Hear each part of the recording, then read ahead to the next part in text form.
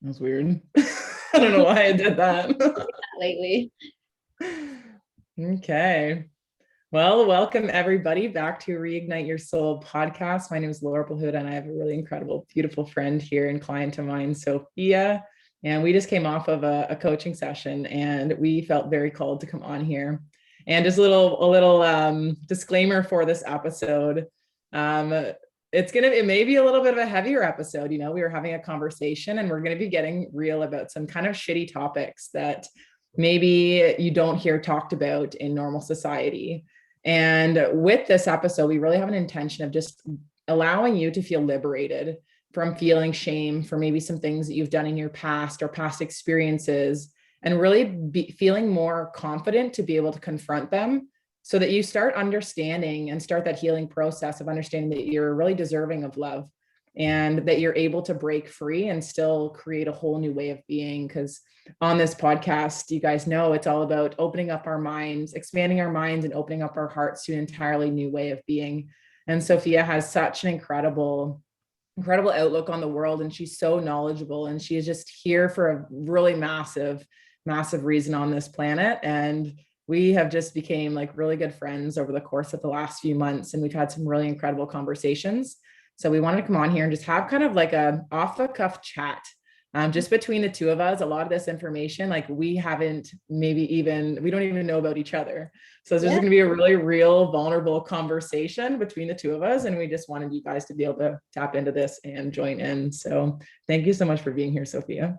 Yeah, no worries. Thanks for having me. You're welcome. So maybe we can start off by maybe just like sharing a little bit about yourself and a little bit about your story. Because I know like you're feeling really called to just be able to allow people to see a new perspective of yourself, and also of myself too. Because, you know, we all have these parts of ourselves that we shame and that we're all healing from and moving forward. And I know on my recent kind of journey, really tapping into the understanding of how these patterns kind of replay all from our childhood. And a lot of this stuff is kind of programmed almost in our soul's path of what we're meant to do here in this lifetime and how they play out. And it's up to us to bring them into our awareness and really heal from them. Yeah, exactly. It's actually so hard to talk about my story. Like as you're speaking right now, I can feel the big like throat chakra bubble coming up. But you know, I actually am a really firm believer that everything in life we go through happens to us. And so everything in my childhood, including like the jobs that I've had, the people that I've met, the family that I had, the experiences that I've gone through, I truly believe that they were here to build me into the person that I'm right now in order to bring a message forward. And that message for me is going to be really diving deep into the darkest shadow aspects of yourself. Because I mean, I've had a belief since I was a child that even like the what we in society would consider the darkest of people have the ability to heal themselves. And I remember going to school in Kingston, Ontario for behavioral psychology or behavioral science technology. Basically just my main focus at that point was that pedophiles can be healed. And it kind of led me into this massive self-healing process, which really unraveled this understanding within inside myself that I had experienced trauma so severely that I was beginning to act in ways that society would consider evil. And my healing journey, I really want to bring forth to people that like, regardless of like the things that you've done in your life, like you can come back from it and you are worthy of it, and you will come back from it, because I'm not going to let you not come back from it. Yeah. Yeah. It's crazy when we can start like kind of understanding and like seeing all of those parts where our story kind of fits in. And maybe you could just explain like a little bit more about, I know you mentioned like about like pedophiles and how they're still human and all of this stuff. And this is like a very controversial thing, right? Like we're going to be talking about this because like this is something that needs to be talked about. So I feel the exact same way. And I've always felt that way, that people are the way that they are because of the experiences that they've had in their life. We only know our reality based on what we've been presented in our life so far. And it's not until we have other people come in and expand our views or expand what our reality could be that we start seeing that there's something outside of that. And with like the spiral, and Sophia's now through level 2 of the spiral, it's bringing up these patterns that are so deep rooted in our subconscious, and our mind actually protects ourselves from actually seeing a lot of them. And so maybe you could just share a little bit more about some stuff that happened with you to kind of start you on this path to this. Because another thing that I'm a huge firm believer in is that there is nobody else that can share our story or allow us to really step into what our purpose is on this planet more than we can ourselves, because our past and our experience have been perfectly constructed for us to be able to share this specific message with the world. And I know that you have a big message to be able to share with the world. So maybe like, if you're open to it, just kind of diving a little bit deeper and saying a little bit more about where that kind of comes from for you within your childhood experiences. Yeah, I mean, trauma, right? It's such a huge story that we all have, and it's really hard to know where to start. But the main point in my story where I realized that like something was like severely wrong inside myself was when I was probably around 21, and I had just experienced being date raped and raped by a boyfriend at the time.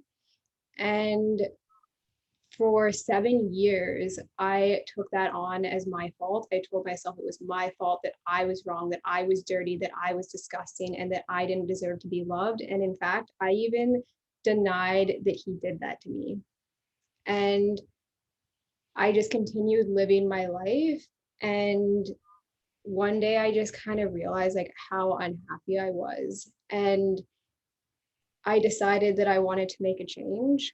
And within that moment of deciding to make change, I unraveled the history of myself through meditation and through music therapy and through plant medicines to understand, why experiences like this were happening to me, because they were so painful and they kept happening. Like, that wasn't the first experience I had with rape, right? Like, my first experience that I consciously remember was back in grade 4 or 5, and just having to submit to a male, and realizing like that really made me wonder, like, do we continuously have these patterns show up in our life again and again and again? How do we stop them, right? Because I was seeing different patterns in my life as well as far as relationships go. Like, I would always self-destruct relationships, and I wanted to know, like, why am I doing this? Like, I want to change. And it all leads back to childhood, right? Again, between the ages of 0 and 7, when our subconscious is programmed, and the experiences that have happened to us in those moments. And unfortunately, like, my little human experienced some very traumatic events, including a sexual assault at the age of around 3. And prior to that, had experienced something in the uterus, which caused a domino effect of trauma. And when that happens, what I've learned from my spiritual perspective is there's a split in the soul, and part of the soul leaves the body. And so basically, you're running on half of yourself, and that half of yourself is traumatized. And so you are constantly, when you're in a position where you feel unsafe, reacting from a place of trauma. And that is all about control, power, and asserting your dominance on people, right? Because you need to feel safe in order for everything to be okay. And so you try to control your environment. And so that's what I did growing up. Like, I had experiences where I would try to hold power over guys, right? In very, like, unfortunately, like, what we would consider in society as disturbing ways. But like, looking back now, it was a trauma, right? And I can't hold on to the shame from that. Like, this is so weird saying this out loud, knowing that this is going to be live. Like, I just want people to know that there's a reason why we are the way that we are, right? And I held so much shame from all the, like, from the times that I held power over guys when I was younger, that I never let anybody love me. Mhm. And that power holding over people came from the time when somebody held power over me. And I didn't even know that. Mhm. And I didn't want to be those ways, right? And Mhm. yeah, it's really, it's not a good feeling. And I don't ever want anybody to not feel like they can't be loved, because that is the worst feeling in the world. It is a pain that goes so deep. And it's so sad because so much of the world is feeling it.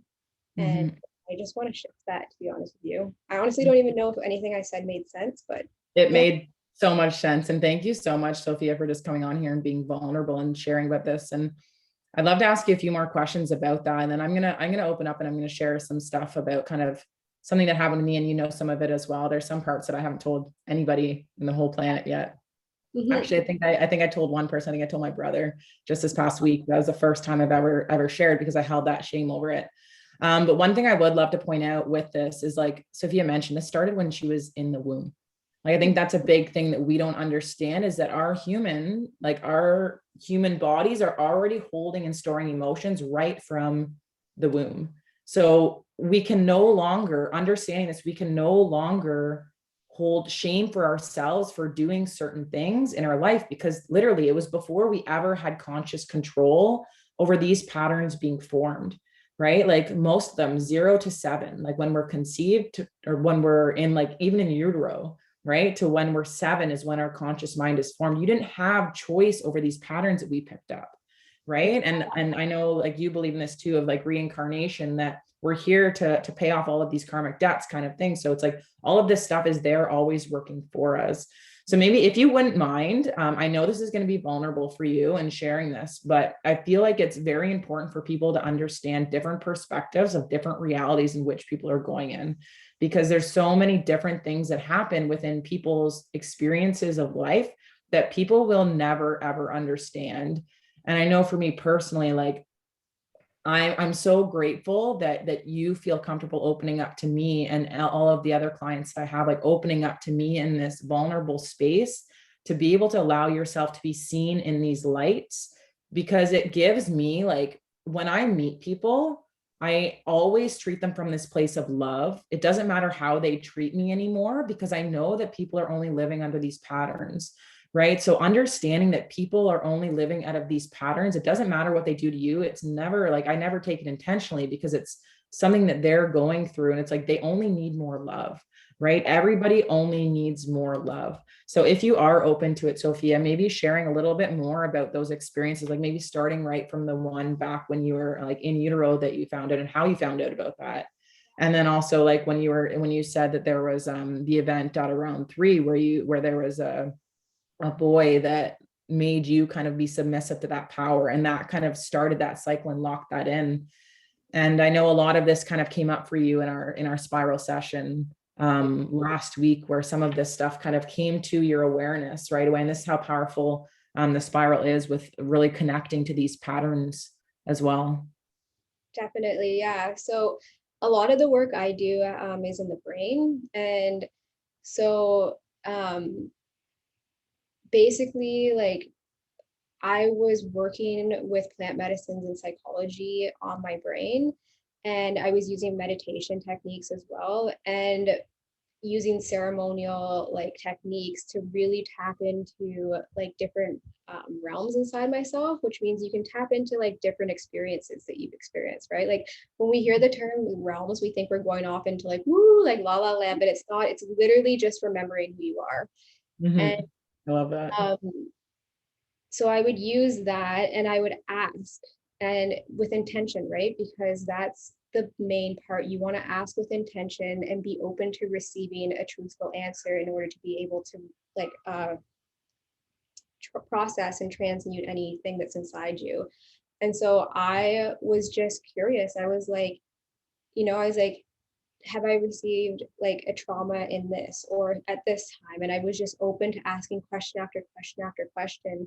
And eventually I got the understanding that when I was in uterus, what happened was there was some tests being done and lots of needles being poked in my mother's stomach.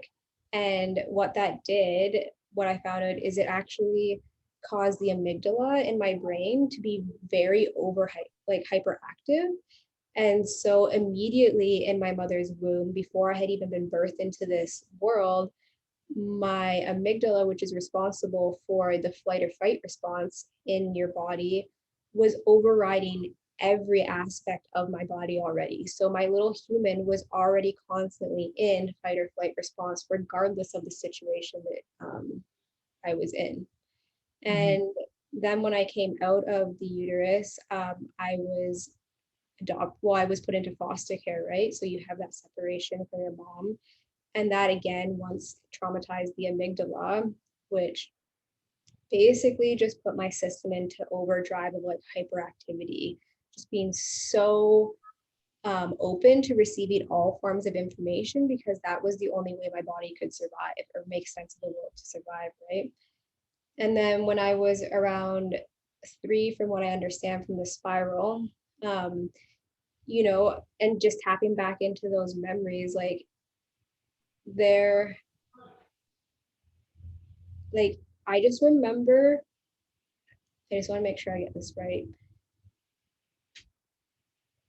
I don't have the exact like memory locked in as to what happened. And I think that that's a really important thing to say because I don't want to put blame on anybody in my life for like this experience. But to me, like it doesn't make sense to me why my sexual drive was activated at such a young age, other than for somebody to have done something to me. And then in the spiral, you know, when that the disgust came up at 3, like that is the only explanation to me that would make sense. And I did ask my guides and they did say yes. And, you know, they did tell me who it was, but processing that now has been really infuriating because it feels like my whole entire innocence was taken away from me. And my whole entire life, I know that I've had this evil side to me. Like, I know that. Like, people can tell me that I know that. But it wasn't me. It was like literally a trauma inside me that was so deep that I couldn't even see it. I couldn't understand it. I didn't even know that other people lived differently than me. It was Mm-hmm. just me. Yeah, we only know what we know. And with that experience too, right? It's all out of safety, right? Like when something happens to you when you're a child, and maybe Sophia, you could explain a little bit more, say a little bit more about the event that happened that kind of was the one that kind of came up around 3. Are you open to sharing that? The one, oh, the event. Yeah. Mm-hmm. I mean, like, again, like, I don't want to put blame on anybody. And I really want to make sure when I'm talking about like something like this to say that, because putting that blame on somebody is a heavy thing to say, right? So like I'm just gonna say from what I remember, like when I tap into the feeling, I'm clairsentient, right? So the way I remember things is through my feeling. And so when I asked to please tap into that feeling of disgust, what I can feel is this feeling in my sacral chakra, right above where I guess the vagina sits. And it's just like this ball of like shame that feels like, and it goes back to the same feeling I felt when I got raped, right? It's like this shame for it feeling good. It's like confusion. It's like, why does this feel good to me? But then I feel so disgusting at the same time because why is this person doing this to me? And then Yeah. that's where your whole split around how you perceive love happens, right? Because I'm gay, but I have this confusion, or I had this confusion now that I serve men. And so I would constantly be confused about my sexuality because of that trauma. And yeah, it was messed up. Just put it that way. Yeah. Yeah. Thank you for just being open and vulnerable and sharing all of that stuff. It's a lot to take in, you know, like it's a lot to be able to process all of this stuff and then also be able to release it and move forward, because we can look at you and like we see this like beautiful, loving, like gorgeous, stunning, like human that's just here to like change the planet, right? But it's the part of ourselves that we see, and we are the only ones. Like the human experience is such an intimate experience. Nobody is ever going to know the experience that you went through in your lifetime. You could tell the stories all you want, you could tell all of these things, but when it comes to the human emotions, nobody is ever going to know the story that we lived. Like it's such a deep, intimate experience. And you can just see like how these patterns kind of start playing out.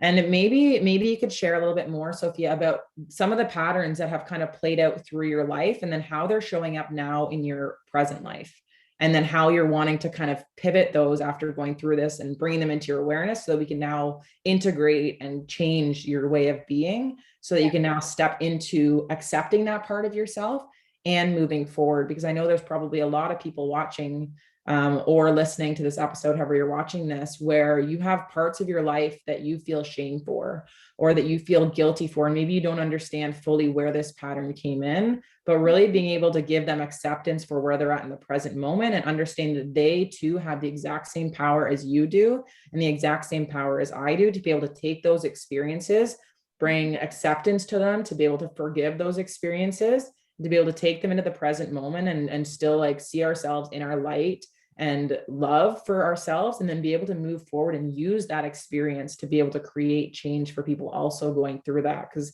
it's one of the biggest things I love about you, is that you're willing to go so deep into your healing. Like guys, like Sophia goes hard into the healing, and it honestly inspires me so much along my own personal journey as well. And we became very good friends with chatting about this stuff, because there aren't many people that are willing to go this deep. But one of the biggest things I love, and one of the things that I always know within my coaching, like in the coaching industry and the healing industry, is we can only help people as deep as we choose to go ourselves. And that's why I'm always continuing to go deeper and deeper and deeper into my own levels of trauma and experiences, so that I can heal those, so that I can further help my clients. And I know you're the exact same way, where you are allowing yourself to go to those places, even though they're scary as fuck, even though they're terrifying. And like, you're literally like, is this fucking real life? Like, did I experience this? Like, what is going on? Like, it seems like a fucked up movie. And you're like, no, like that was my life. And we undervalue that life because we've been taught to suppress our emotions. So it's like a cup, like having a cup. And it's like, this experience happened where you got, like for your example, you got raped. And then you're like, literally shove it down. And you're like, okay, don't want to feel that because it's uncomfortable. Okay, next level, next level, next level. And you're pushing it down deeper and deeper into this cup that you undervalue your story. You don't remember all of these different layers that happen in there to make you the person that you are today. Right. So it's starting to bring these up in a loving container where you can actually take a look at them again and be like, holy shit, like, look at all that stuff that I went through, and look at where I am, and look at who I am today, and heal them, accept them, forgive them, and fucking move forward and create massive change in this world. I think one of the biggest, like one of the scariest parts of healing too, is facing the fact that who you are might not actually be who you are. So like when I was facing my sacral chakra like journey, like I had to face the fact that I identified with being gay my whole entire life, but I very well might be straight. Like I had to go through that whole entire process of like diving headfirst into that, because when you want to find out the truth about who you really are, like you cannot run from any aspects of yourself, right? Because to have true happiness, you have to be true to yourself, and that will reflect on your external, right? So that means no attachment to any aspect of who you are, because that aspect of you might just be a trauma. And like it's really, really hard to face that when you realize you're like, oh, this sport I've been into my whole entire life, I was just into it because my parents loved it. And now it's my life. Who the fuck am I? Right? That is like what work does to you, right? Like the healing work. So Yeah. like, yeah, the healing path is definitely not one for the faint-hearted, but it is so powerful and one of the best experiences that you will ever have. And like having you to talk to has been an absolute lifesaver for me because yeah, it's really hard to find people who are digging this deep into their own subconscious. But I do see a huge shift in so many people who are starting to. And like I'm so excited to be here sharing this information for when people are ready to hear it themselves. Yeah, it's such powerful work, and like it's heavy, but like honestly, I've never felt better in my life. And I know you were saying that too, right? You're like, I've never felt this like great in our lives. And it's like there's a whole new world out there that you don't even know what it looks like because you've never experienced it. And I want to share that with you because I didn't know that it was possible to be this happy.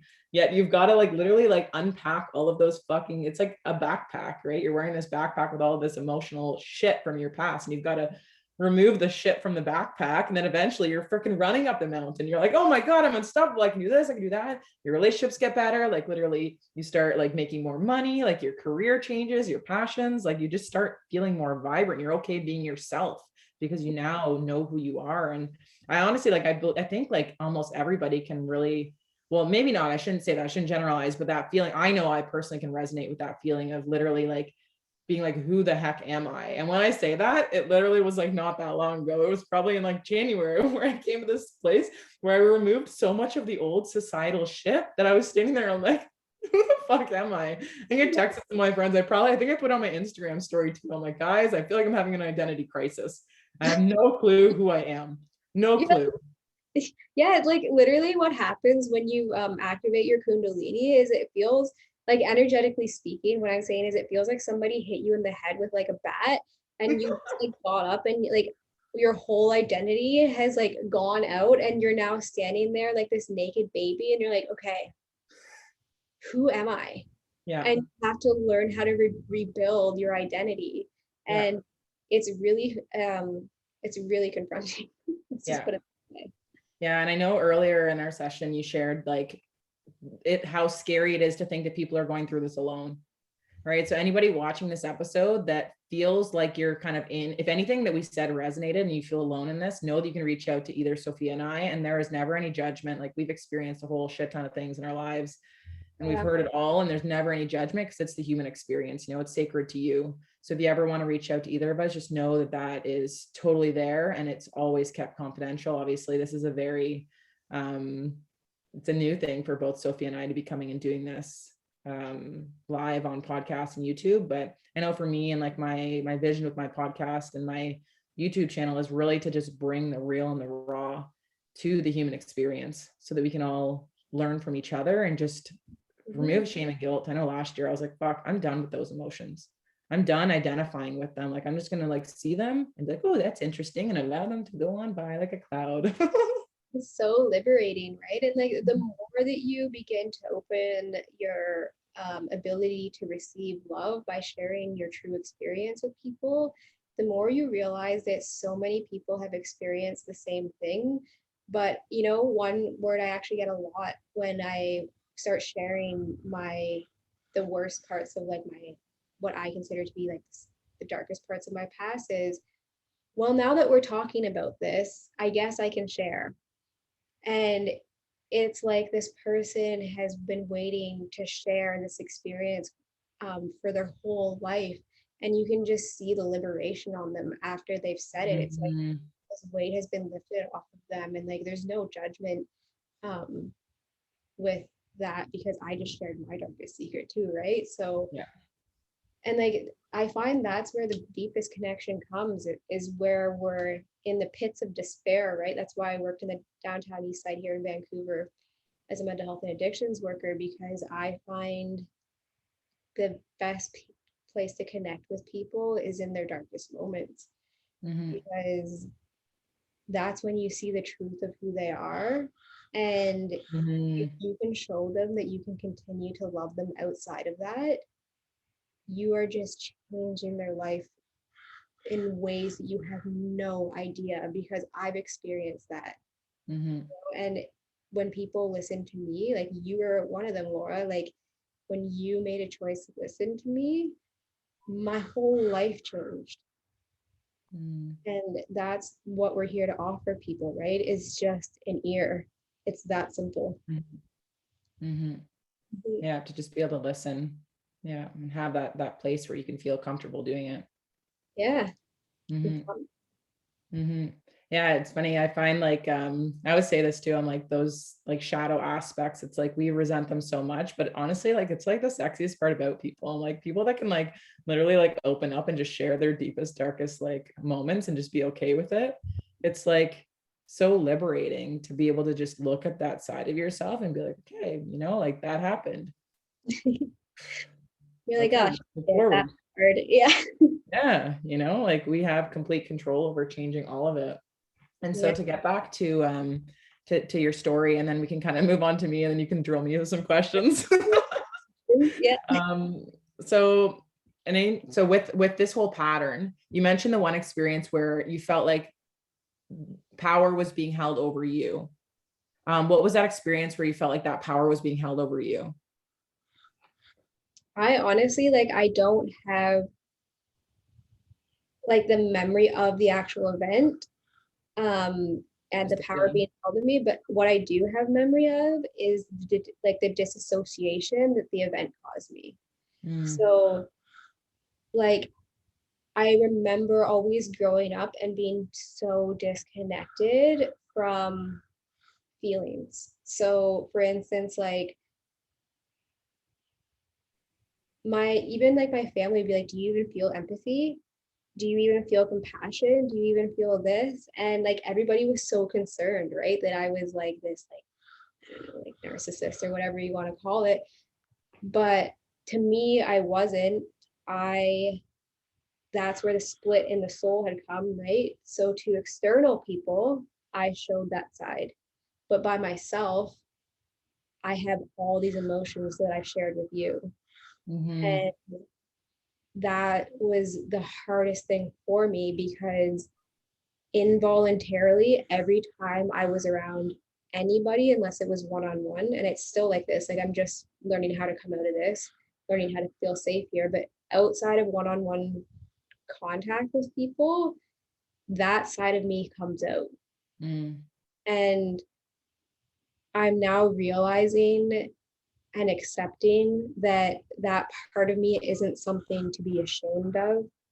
It's just something to be patient with, yeah, and to realize that I was really, really traumatized, yeah. and have patience with my body while it adjusts to learning how to live a different lifestyle and an acceptance of love. Mm-hmm, Yeah. mm-hmm. And what were some of the I guess behaviors and patterns that you had um where you feel like you held shame from this patterning? Sorry, can you say that again? Sorry.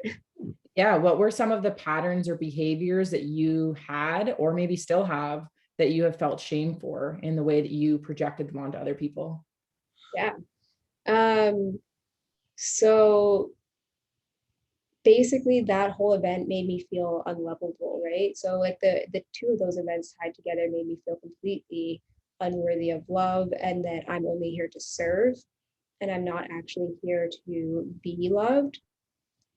And so that carried forth throughout my entire life. Like, even in my family childhood growing up, like everything from the ages of like 0 to 9 basically looked picture perfect, right? Like my dad and my mom were so involved in my life. My mom was a stay-at-home mom, cooking us like meals every time we come home for lunch from school. She was my best friend. Brought me into dance, like all my creative art stuff. And then my dad was, bringing in good money and like providing us with like extracurricular activities. So he was our coach and everything like that. But I was unable to receive love for them from them. So I just thought I was there as a servant. And so if everybody else wasn't it was feeling okay, then I was okay. Mm-hmm. But if somebody was upset, I was serving them, because that was the belief that I had inside myself. And that played into my relationships, like into high school. So like I would believe that I was just a servant, and I would get into really toxic relationships where my partner would cheat on me like literally every day. And I would still be there being like, what can I do for you to make you feel better? Oh, the person you're cheating on me with cheated on you. You're still lovable. I still love you. Like Mm-hmm. that's what it did to me. And then I got into a relationship, with a boyfriend who held power over me and date raped me.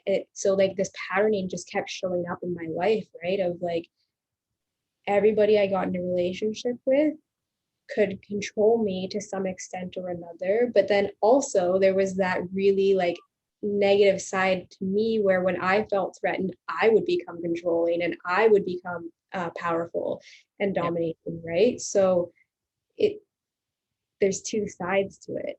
Mm-hmm. And it got me to the point finally where my now ex-fiance like broke up with me. Um, and she kind of saw this pattern in me, and I'm so thankful for that whole situation now that it's come and gone, because it's what woke me up to this. And I had been wishing for like my whole entire life to please, please, please, like, can I please heal this? Like, it was the most lonely thing that I've ever experienced in my life. And that's why I would meet people in the depths of their loneliness, right? Because like I could feel their loneliness out. Mm-hmm. So I'd be drawn to them. Mm-hmm. And um yeah, it just like forced me into a position of realizing that I've never allowed myself to be loved. And in order to compensate for that, I was like controlling of people, I was dominating of people, I was manipulative. And yeah, it affected my life in every single way. Like even at work, like I got fired from jobs because there's too much stimulus for me, right? Mm-hmm. So my natural state would be to go and sit and live in my head. And bosses don't like when you're living in your head daydreaming, right? So I would Mm-hmm. get fired from things. School, I'm so smart. Like I literally have to spend 2 seconds on school and I would pass, but I would fail courses because um again, overstimulation. Like this affected every aspect of my life, and it made me feel like the shittiest fucking person. It made me feel like I was never gonna go anywhere, that I was unworthy, that I would never have a partner, and that I was this ugly little fat ass troll. That's literally how I felt about myself. Mm-hmm. And I had to undo all of that. Mm-hmm. Yeah. And when there's so much trauma in the body too, how you shared, how you went up into your head. I know I can resonate with that so much. And I didn't even know at the time what the heck was going on, but I was so in my head. I couldn't quiet my mind down. I was literally like not even present in conversations. Like, I think And you my, want to be, sorry, say it again. you'd want to be present in conversations. Totally. It's like it would affect friendships too, right? Like you'd Yeah. want to Oh, be yeah. engage with them, and they would see that you're ignoring them and you're not trying to. It's just like you literally don't feel safe in your body. Yeah. Exactly. Yeah. Your body feels so unsafe that you then go into your head. And I think my like last relationship, like my ex would like literally tell me things and I'd be like, I didn't say that or I didn't do this. Like literally no recollection of it. I thought there was something wrong with me for so long. But knowing now what I know, I'm like, frig, like all of that stuff I can forgive myself for it because like I understand what was actually going on within me from all of these mini T traumas that happen over our life or big T traumas, all of Yeah, this trauma that's like compiling in our physical bodies that we go up into our heads, and it's just like nonstop chatter in your head that you're literally, it impacts your whole entire life, like you said. And so Sophia, now understanding this pattern, understanding how all of this went, like what is going to change for you now moving forward? What are you most excited for? so I'm actually most excited to like now let in love. And like this has started with you, Laura, where like I said it today during our session, like, and it made me tear up. Like I was open to receiving the love that you were offering me, and it was so enlightening to like feel that. And that was like the first time that I felt it. And that's not against, if anybody who is watching this knows me, that's not against you. You have offered me love. It was just my trauma that was unwilling to Yeah. accept it. Yeah. And um yeah, it's to feel love. Like I didn't realize how truly like deeply saddening it is to feel so alone until I realized what it's like to feel love, right? Like you don't even know that you're feeling these ways until somebody decides to come in and show you differently. Mm-hmm. And then you have that polarity to be able to see, okay, this is that, or this is that, right? Because when we're living in it, we don't even know that we're living in it. We don't even know what it is until something new comes in and we have contrast, right? Yeah. Like we live in a world where there has to be that polarity in order for us to actually understand what things are, right? It's like me looking at you and I'm like, oh my gosh, you're such an inspiration, right? The only reason I know inspiration from like within myself is because I see it in Sophia, Yeah. right? So we're all mirrors of each other. Thank you so much for just sharing No worries. everything. Yeah. It's just like, it's really like, it's just so cool to be able to see that. And another question for you, now that you're able to like really like receive love at that like that higher level of actually being able to understand and have that conscious awareness of it, what do you foresee changing in your life? Absolutely everything. Like it's just absolutely everything, right? Because before, like people were offering me like versions of love, whether that was in the form of like a job or a partnership or like even just like a bag of chips, right? Like that's a form of love, an energy exchange. If somebody buys you a bag of chips, that's a form of love. If you're denying your friends from buying you a treat, you are depriving yourself of love. Yeah.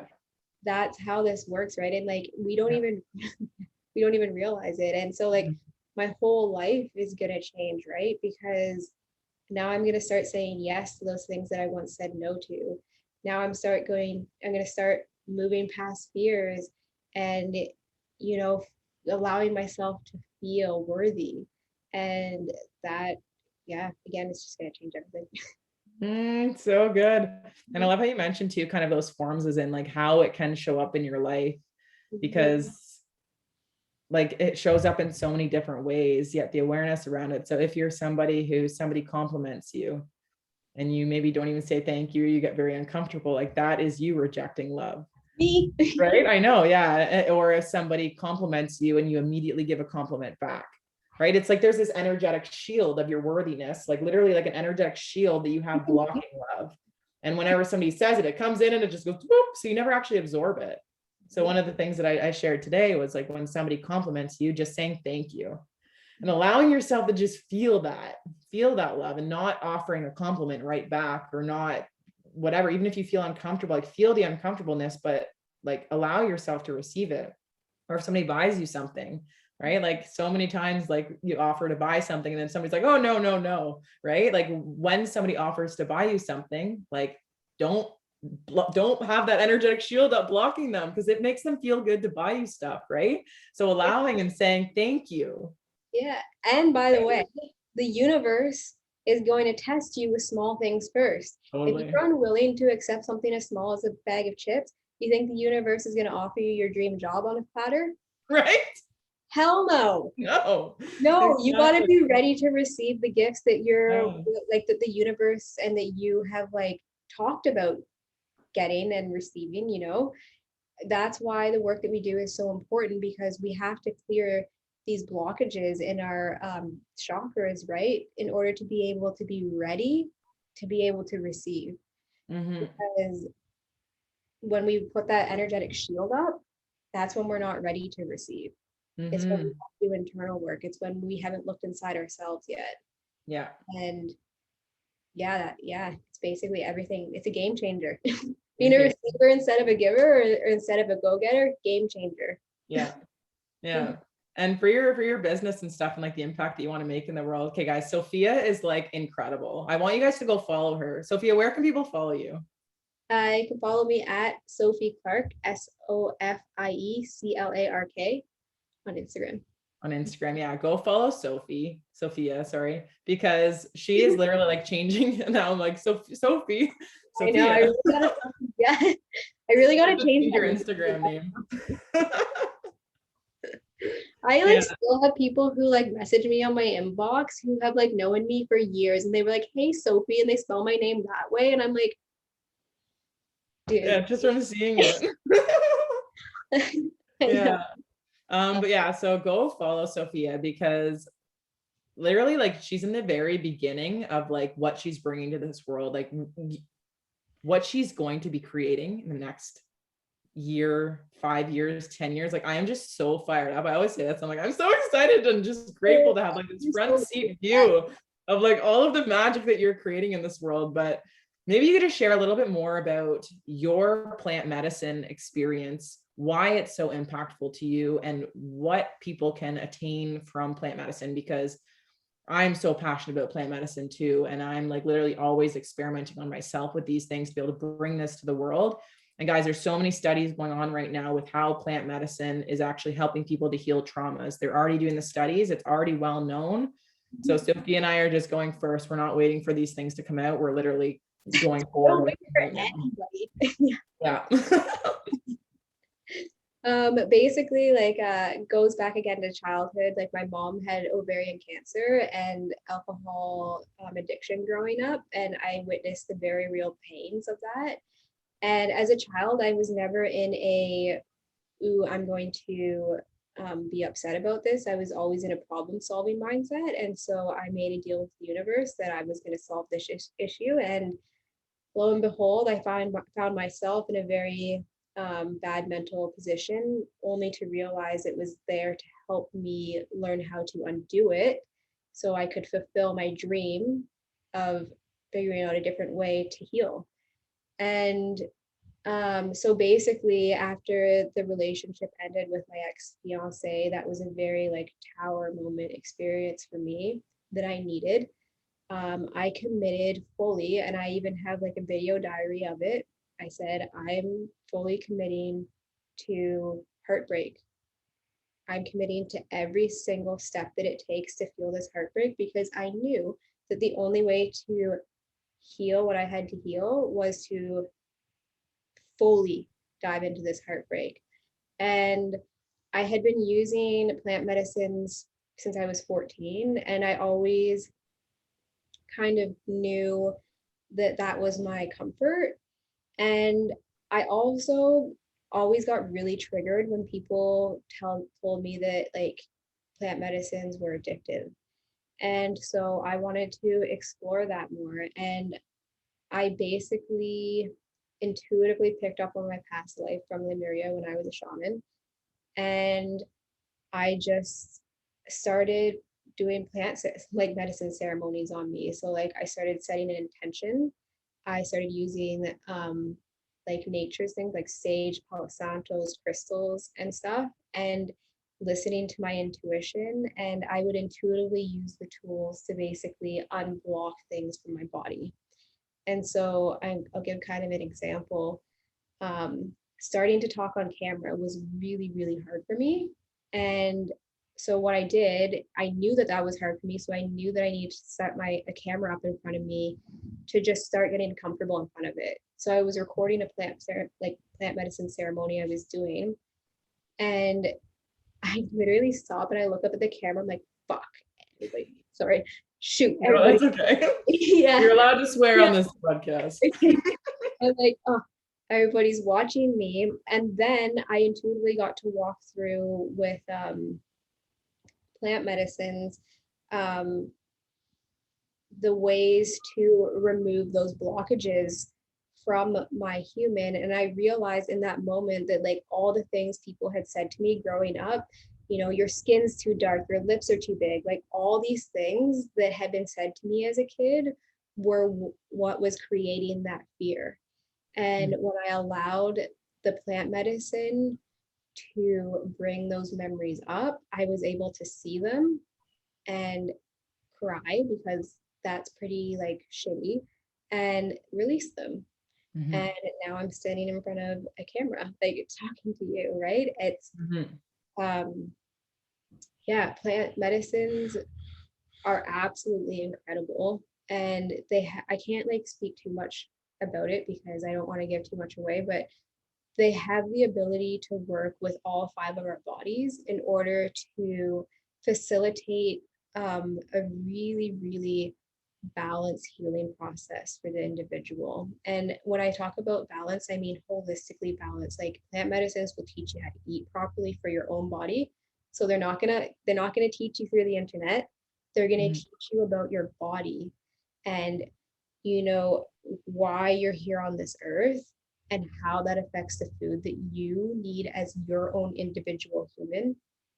And plant medicines are going to teach you about your own mind and about all the conditionings that you have inside you, the conditionings and programmings, and how it's affected you. And they're also going to teach you about connection. So basically, plant medicines work the same way that a friendship does. You don't go barreling into a friendship expecting, worlds and like fires and like fireworks and everything to collide, right? Like healthy friendships are built off of, or relationships are built with transparency and honesty, right? Same with plant medicines. If you're not going to be honest with medicine as to why you're working with her, expect some consequences of that, right? Like if you think that you're going in there to conquer plant medicines, expect to be scared to death because they're not there to play around with. They are there to really, really work on yourself and see the truth of you. They are truly giving you, they are God's gift to you. Yeah. They're giving you what you need, not what you want. That's one of the first things I learned in my plant medicine experience. And most people don't even understand how they have 5 bodies, right? You've got your mental body, your emotional body, your physical body, your energetic body, and your spiritual body. You have 5 bodies. And usually you only hear people talking about the physical body, something that in society, we've only talked about the physical body for so long, right? Yeah. And I love how you mentioned how it's a relationship. I know I'm still starting to build my relationship with the plant medicine as well. And there's a lot of people that have fear around them smoking weed or using cannabis or using mushrooms or using different substances, different plant medicines, or even drugs, right? And not having that respect going into it. So they're terrified. They have that horrible experience and they never want to go back and you see them again. Because like you said, they are not there to fuck around. They're there to help you. They're there to show you what you need in your life right now and help you to move forward. Yet, that being said, doing this under like the support and guidance of having that facilitator to help you go through this, like Sophia or myself, like it is massive to bring understanding to this and feel safe in what you're experiencing. That's one of the biggest things why, like for me, and I know you did Iboga as well. I haven't done Iboga personally, but with my ayahuasca experience and Bufo and Jopo is because it was in that container with a shaman who controls the energies, right? Like it's important to have that control of the energies while you're going through it and also doing it in that container where you're also feeling safe. So even when I'm personally, like I do it by myself, yet I'll share this because there are probably people that are watching this that may use plant medicines on their own, that I always call in my angels. I always call in my guides. I ask for protection. I visualize a bubble of light around me, and I ask them to keep all of the energies within this bubble, the highest frequency that is serving my highest good, and setting an intention, like Sophia said, about setting an intention of what it is that you're wanting to learn coming out of this experience. And then going into it with that intention, it's going to move you into a whole new direction. And if you just fucking go into it and you're just like, oh, you know, and like go into it, it could be a fucking terrifying experience for you. I think that's so important that you touched on that too. And I really want to touch like a little bit more on it is learning the aspect of how to call in your guides and like put that protection light on is a process in itself too, right? Like there's steps to learning how to work with plant medicines because if you're just, like you said, like that white light bubble is there because you're literally opening up the deepest, darkest wounds of yourself, right? With plant medicines.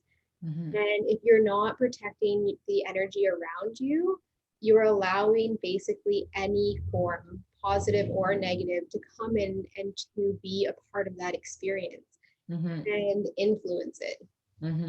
And I used to try to rush the process of like learning how to put a light bubble on and like learning how to call in my guides because I just wanted to like get it done. And I realized like you really can't do that either because that again is building the relationship with Yeah. one, the universe for giving you a light bubble, and two, it's building a relationship with your guides, right? If you're just zipping through that stuff, they're not plant medicine isn't going to give you the relationship you want either. No. You gotta learn and really, and then there's a process before even learning how to do that, right? Because you gotta learn the different types of like claircognizance, clairaudience and stuff, and learn how you interact with the subtle bodies of the universe. So you learn how to activate those light bubbles, right? Because Mm-hmm. for so long I was trying to activate a light bubble through my third eye, but I'm more powerful in my clairsentience. So I eventually had to switch and learn how to activate for my clairsentience. And that's when the true light bubble came out. And I was like, oh, Mm-hmm. this whole time I've been sitting here doing work potentially without protection. I mean, our guides probably wouldn't let that happen if you're just starting out, but Yeah. it is something to really like take seriously. It's not um like your mental well-being is your number one concern, and that is a huge way to protect your mental well-being. So like it's so Mm-hmm. important you said that. Mm-hmm. Yeah. Thank you for expanding on that. Yeah. Mhm. It's a learning process, right? And it's all new stuff. And I know for me, like, I was just blessed that I went to that first ayahuasca experience. I had no clue what I was getting into. I was literally like, this is going to be great. I'm going to blow through my limiting beliefs. No clue. Yeah. No clue. I came out of it and I was like, oh dear God, that was so different than I ever expected, but it changed my life forever. Changed my life forever. And anybody that's known me over the last it's been, when was it? It was October 2019 when I did my ayahuasca experience. And I feel like the person I am today is like completely different, all because of that, because it allowed that Pandora's box to be opened. And there's nothing to be afraid of within that Pandora's box. It's like we've talked about a lot of heavy shit, but the Yeah. cool thing is like we talk about it and then you just release it. You release it, you let go, and then we focus on what's going good. And then what we focus on Exactly. expands. So it's Honestly, I don't like, even remember what we've talked about, I know, right? right? Is that Yeah. if emotion comes up and you let it go, right? Yeah. That's how you learn. But I actually, you talked about ayahuasca, and like I feel like I've been talking a lot, and it's kind of my turn to pick your brains. But Yeah, for want sure. to like be able to kind of talk a little bit. I think something that would be interesting to bring up is the different types of plant medicines that we've done, right? And how they've helped us. Because even like just going to my iboga experience, I learned about Kambo, I learned about like, different other Yeah. ones that I hadn't even like been brought into my energy. And like ayahuasca is something I haven't done, and it's the Mhm. opposite end of iboga. And so yeah, let's talk a little bit about like the different types of plant medicines that we've done, and even Yeah, I definitely can. It's funny because I literally like last week my Instagram wanted me to talk about it and I hadn't, because the neighbor was like literally like had such loud music on. I didn't want to go inside and record a video because it was such a nice day out. So I'm like, okay, well, this video wasn't meant to be recorded. So I guess this was why, guys. See, this is like divine timing when you don't resist things. I used to yeah. resist things and be like, oh, I need to do this video. Blah, blah, blah. It's like, no, there's always a bigger plan. See, I had Um, no idea that was yeah, the thing too. crazy, So, right? like that was probably your higher self channeling through me. Yeah, seriously, I know everything's always Oh, like the universe divinely works, guys. connected. The universe works through higher selves, and when you're connected to your soul tribe, that you will work through each other to help each other progress. Yeah. Even in I love that because it's funny because like all my friends now, sometimes they'll reach out to me and they're like, Laura, are you okay? And I'm like, no. no, right? Because they just know. It's like you don't even need to say words anymore. It's just like they just know. Sometimes I just say yes because it's not like no, but it's not like yes, but it's like I can't. No, I just can't. Yeah. Yeah. Yeah, we could definitely chat about that. So yeah, like I shared, my ayahuasca experience was October 2019, and I didn't even know about it before. I heard about, like, once I read Peter Kelly's book Earth is Hiring. If you haven't read that book, it's Yeah. incredible. I would highly recommend it. She's somebody that's like with the same nutrition company that I'm with, Isogenics, and she's just incredible, like world changer. She did ayahuasca. She shared in her book about her experience and how it changed her life. My friend Alex, she went and did, when I was traveling through Europe, she did one ceremony when she was over there. And she told me how hard it was. Like, she literally relived her birth and like a whole bunch of crazy stuff. And when you hear somebody talking about it, you're like, I don't know, like I was just like, oh, that doesn't sound too bad, like blah, blah. And how you shared earlier, Sophia, about the empathy, like feeling like you're not empathetic. Mm-hmm. I can resonate with that so much, because even like with my experience being a paramedic, like I saw some stuff that most the average human like wouldn't be able to do. And for me, it was literally just nothing. It was nothing. But that's because I've numbed for so long, ever since I was a child as well, with stuff that happened in my childhood, where you numb and you suppress and all of these things. So when you come into this, it's like I was like the perfect role for, exactly, like it splits. And I was the perfect role for that. And it's interesting because one of the things that I'm really feeling called to, and I shared this recently after going through the spiral for my prac training, after going through it in a week, it really came to the forefront of my mind that I feel very pulled to help first responders. So paramedics, police, firefighters, and military. And I don't know where that's going yet, because it's still very new to me, but I have a feeling that this is maybe something where that research and stuff is going to come in, because when it comes to traumas that happen in our childhood, it almost preps us perfectly for those jobs, because you need to be somebody who can dissociate and have that split to be able to handle that job. Definitely. Right. But what I'm wondering is if, and like maybe I'll just have to see through the experiences, is if the majority of people that are in those roles did have something happen when they were very young, that was a trauma that happened that made them the way that they are. So it's, I'm kind of like interested now to be able to see that as my career kind of progresses in this area. And I think that that's like something really important to touch on, because like I actually went through an experience in my healing that kind of goes hand in hand with that. Like I became my trauma, my career became my trauma. It's just like, it's weird. Like it's everything about the way we grow up is weird. Yeah. And I'm starting to see now like how it all happens for a reason, right? It all happens for a reason. Our biggest adversities become our biggest advantages. And that's what I love about entrepreneurship in general, is the fact that we get to overcome our own struggles, and then we get to create an income and create an impact by helping those people. So it's like we go first, and then we start taking people with us. And anybody can be an entrepreneur as long as you're willing to face the traumas that you've had and face those experiences, because there's always people that are going through the same things that you've now overcame. So there's literally an abundance of people out there waiting to just be helped by us sharing our stories. But to get back to that, so Alex went through ayahuasca. She shared her experience, and I was just like, wow, that sounds awesome. And the biggest thing was that I saw literally in the way that she was, and the way that she, like, her way of being, her energy changed. And I was like, yo, this bitch is not moving forward without me. No way that's happening. I am not doing this alone. Yeah. Yeah. So she was like she was moving forward, and I'm like, oh my God, no way I'm being left behind. So she told me that there was an ayahuasca ceremony coming up, and this was, I think, in September, and the ceremony was in October. And she like let me know about this thing. I reached out to the person who runs the retreat, and he's actually from Brantford, which is really cool. He's a Canadian, but he lives in Colombia now. He has this amazing retreat, La Ceiba, and he does all of these healing ceremonies. So I was like, I contacted him. I'm like, hey, I'm joining. I was like, literally like, hey, like I'm going to Colombia. So I planned 3 weeks to go to Colombia. It was like, I think like 3 weeks prior to when the ceremony was. And Alex ended up coming with me because she was like, oh my God, I can't let Laura go through this alone. She has no clue what she's going through. She has no also like, it can be like, yeah, honestly, yeah. Yeah.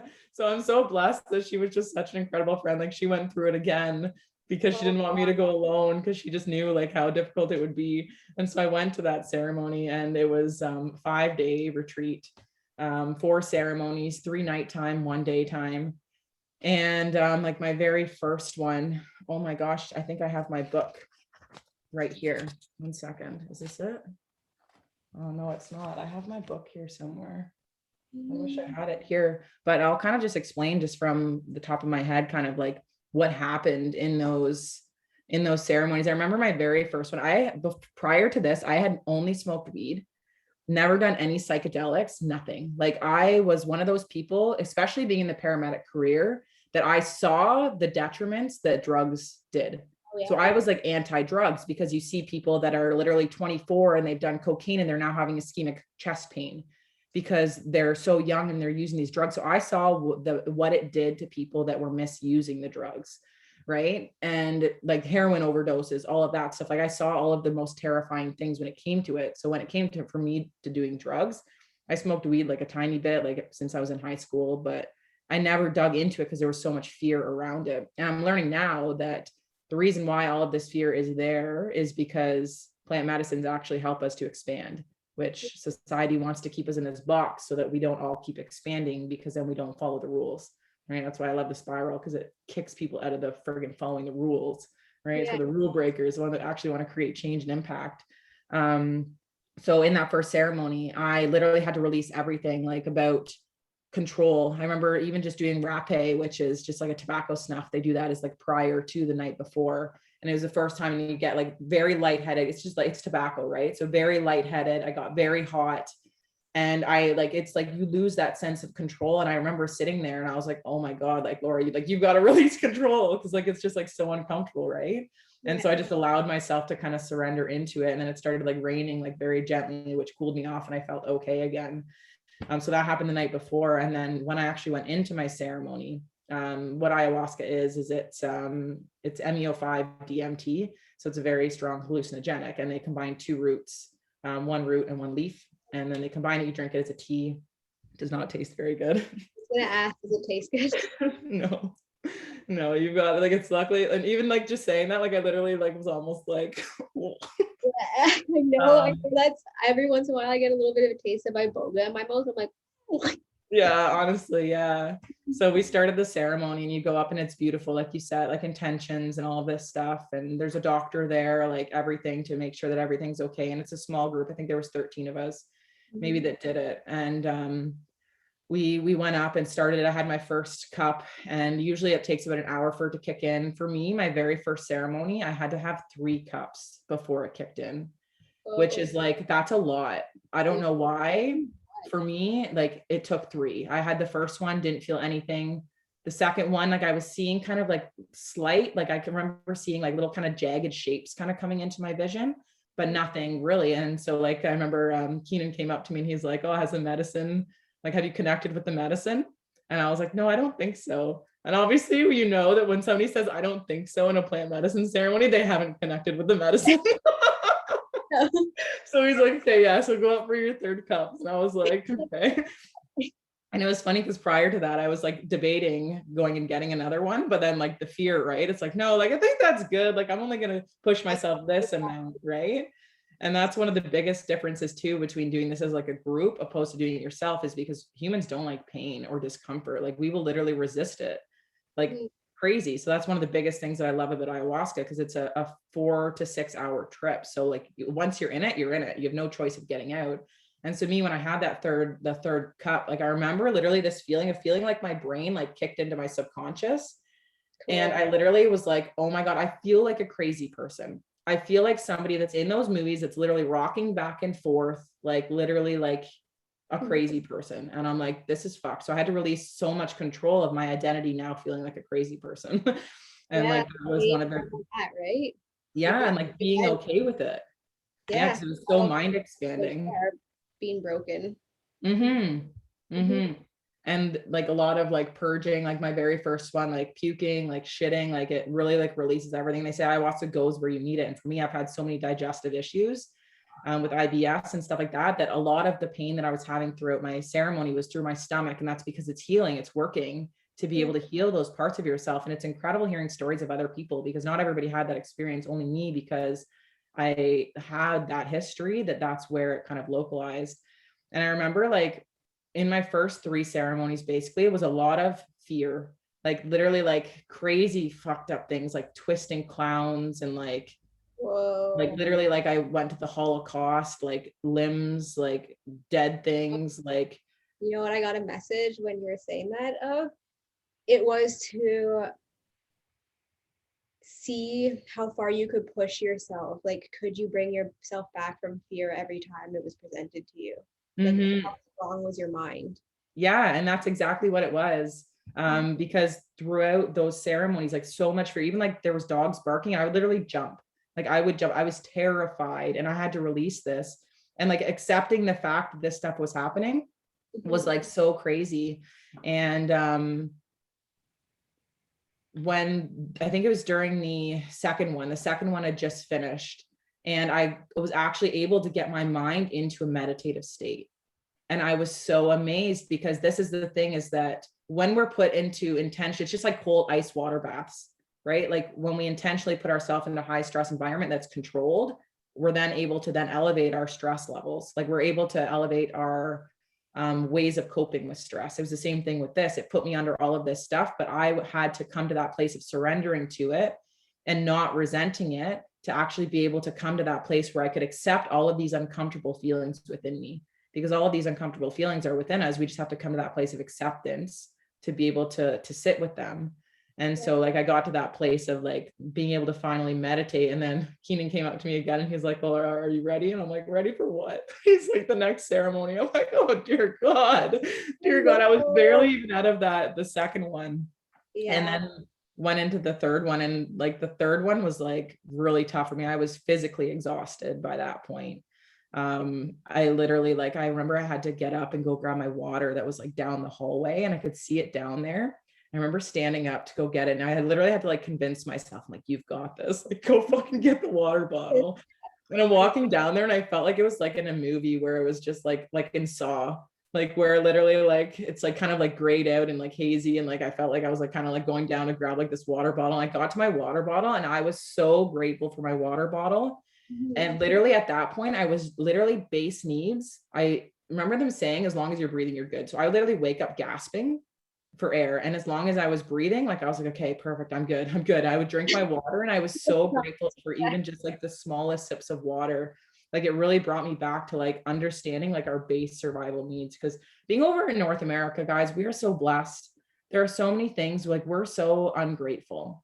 We're ungrateful for things because we've always had our base needs met for the most part, right? Like there's some experiences that we've had where they haven't been met, but compared to other people in different cultures, like we're so blessed over here. So that was like a huge thing for me, was really understanding like those survival needs of that. And then I remember at one point too, like I was so weak. I literally just like, I got to the point where I'd just given up. I'm like, well, I'm dying here. I'm dying here. Like I'm kind of like at my wit's end. Like I couldn't stand anymore. It was exhausting. And I remember this feeling of like, it was like my heart stopped. And then all of a sudden, like I woke up and I gasped. And it was just like, I remember just like seeing like light. And I was like, oh my God, like, did I actually just, I still don't even know whether like something actually happened at that point or whether it was within the trip, because you don't know what's real and what's not. But like that was, light body. Yeah, it very well could have been. Yeah. Because like, like that's, I don't know, maybe. Hopefully. Yeah. And then like coming out of all of the 3-night experiences is when you come out of it and that the sun's coming up, you start seeing all of the colors of everything. And it's so beautiful. Like you will never experience anything more beautiful than like being on plant medicine and just seeing the world in a completely different way. And from that contrast of what I was in with that severe darkness, and then you open up your eyes and you see this light, it's like you see the world with a whole new different lens of being able to see the beauty and be grateful for all of the small little things. And when you're kind of coming at it, because I was so exhausted, as soon as I would close my eyes again, I would go back into the shit. And then I would like wake up again. So then you're seeing like all of the kind of like the bright, amazing things. And it was like that contrast. I remember after that kind of third ceremony, after it was done, I laid there and I didn't want to get out of bed. I was so depressed. I was like, one of the big questions I had was like, how can I be living this life when there's so many people suffering? There's so many people living in this state that I was just in for the last 3 days, like literally every single day of their life right now. Why am I somebody that is so blessed to be able to live the life that I get to live? And I understand now that it was giving me that contrast, because in order for me to do what I'm doing now, I had to experience that depth of suffering. I had to experience that depth of shit in order to be able to actually hold space for people that are going through this shit. That's why people can tell me absolutely anything now. And I'm like, I can hold it because I've went through it. Yeah. And coming out of it, it was just like, I don't know, it was just such an eye opener for those first 3 ceremonies. And then it got better, guys. Not every ceremony is like that dark. Even the darkest ones are like, looking back on them now, like, how do you feel about it? Like, even though it was your darkest experience, like, truthfully, how do you feel about it? I'm so grateful for all of it.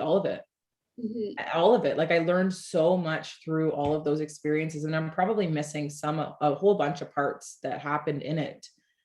I wish I had my journal here, but like reading through it, I read through it just the other day, and I was reading through it and I'm like, oh my gosh, like I learned so much through these experiences. And if you ever do plant medicine, make sure you journal, because the thoughts and stuff that you have afterwards are just incredible.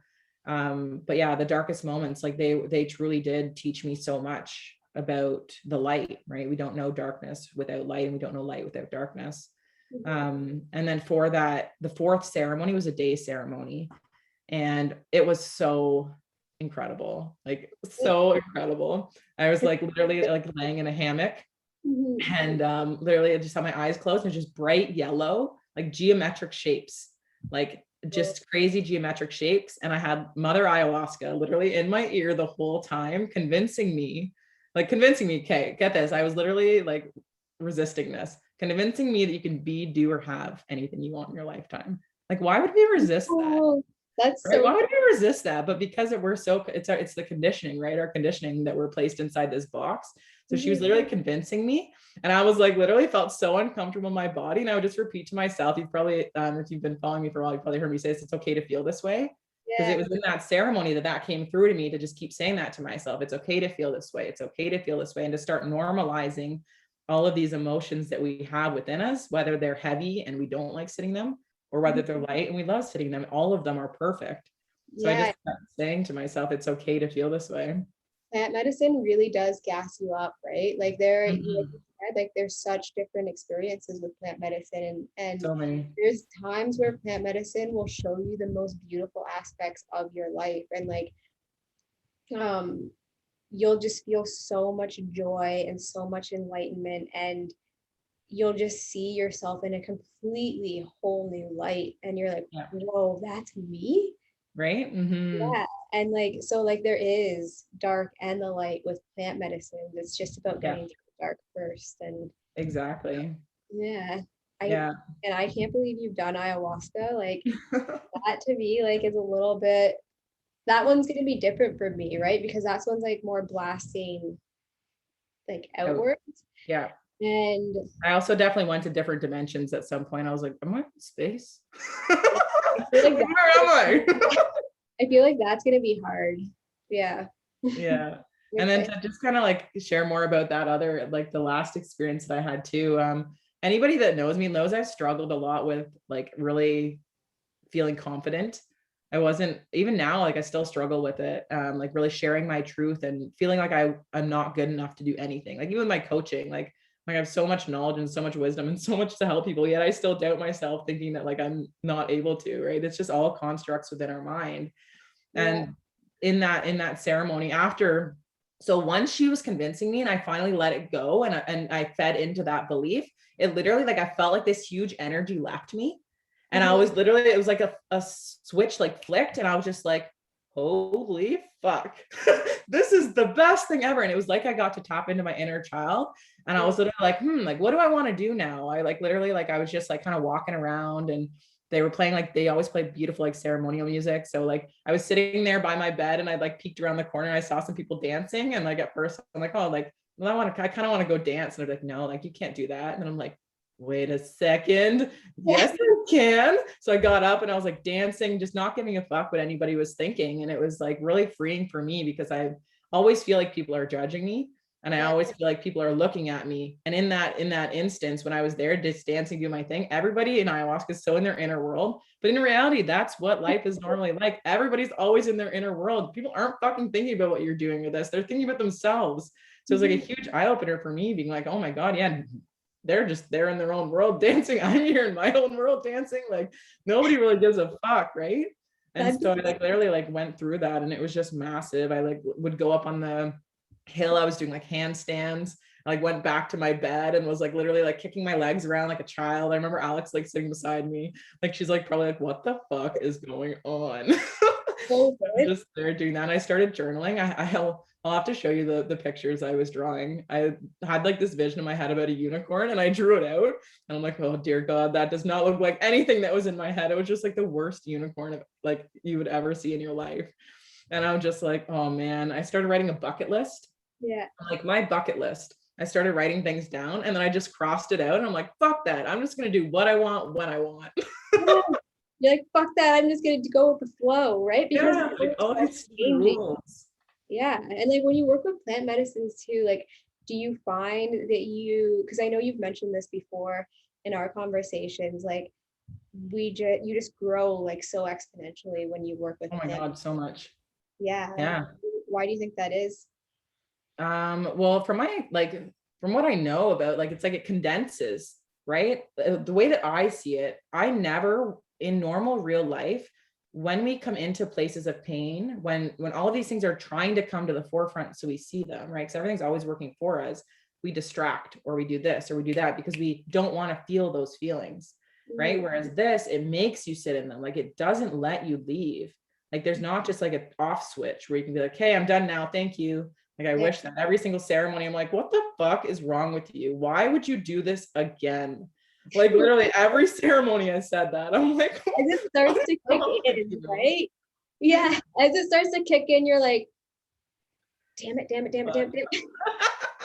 Is there an eject button? But I think that's the biggest thing, right? Is that like once you do it, like you're along for the ride, and it's like trusting that you have everything within you to be able to get through these things. But we don't normally put ourselves in situations where we're forced to tap into the deepest part of our strength. And that was the biggest thing. When I came out of it, I was like, man, if I can fucking get through that, I can get through anything. Like it was like a strong, deep knowing that I could literally get through anything after going through that experience. So it's massive. And like the growth comes after the ceremony. It's not like the majority of it, like that cracks your mind open. And they're doing studies where it increases neuroplasticity. And it's funny because I was supposed to be in Colombia for only 3 weeks. And I ended up staying for 4 months because after it was coming up close to that 3 week mark, I'm like, I cannot go home. I can't go home. My mind was so expanded. Like it was literally like all of those pathways that were formed from this society and my belief system, they were now cracked open.